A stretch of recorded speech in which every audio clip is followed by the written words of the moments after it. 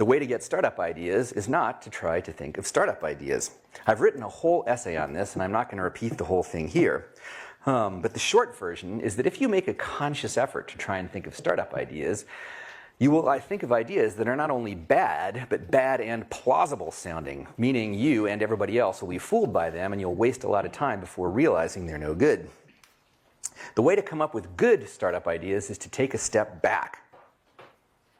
Instead of trying to make a conscious effort to think of startup ideas, turn your brain into the type that has startup ideas unconsciously.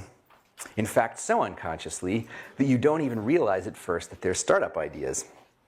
This is not only possible. Yahoo, Google, Facebook, and Apple all got started this way. None of these companies were even supposed to be companies at first. They were all just side projects. The very best ideas almost have to start as side projects because they're always such outliers that your conscious mind would reject them as ideas for companies. Okay?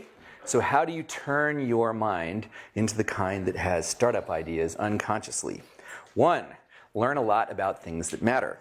2, work on problems that interest you. 3, with people you like and respect. That third part, incidentally, is how you get co-founders at the same time as the idea. My life is full of case after case where I worked on things just because I was interested and they turned out to be useful later in some worldly way. Y Combinator itself is something I only did because it seemed interesting. If you're interested in genuinely interesting problems, gratifying your interest energetically is the best way to prepare yourself for a startup. And, for that matter, probably the best way to live. But although I can't explain in the general case what counts as an interesting problem, I can tell you about a large subset of them. If you think of technology as something that's spreading like a sort of fractal stain, every point on the edge that's moving represents an interesting problem. So one guaranteed way to turn your mind into the type that startup ideas form in unconsciously is to get yourself to the leading edge of some technology, to as Paul Buchheit put it, live in the future. And when you get there, ideas that seem uncannily prescient to other people will seem obvious to you. You may not realize they're startup ideas, but you'll know there's something that ought to exist. So strangely enough, the optimal thing to do in college if you want to be a successful startup founder is not some sort of new vocational version of college focused on entrepreneurship. It's the classic version of college as education for its own sake.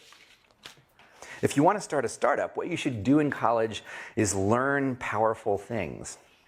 And if you have genuine intellectual curiosity, that's what you'll naturally tend to do if you just follow your own inclinations.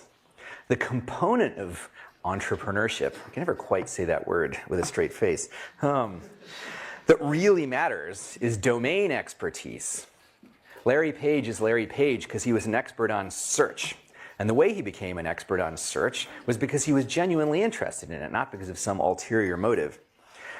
At its best, starting a startup is merely an ulterior motive for curiosity, and you'll do it best if you introduce the ulterior motive at the end of the process. So here is the ultimate advice for young would-be startup founders, reduced to 2 words: just learn.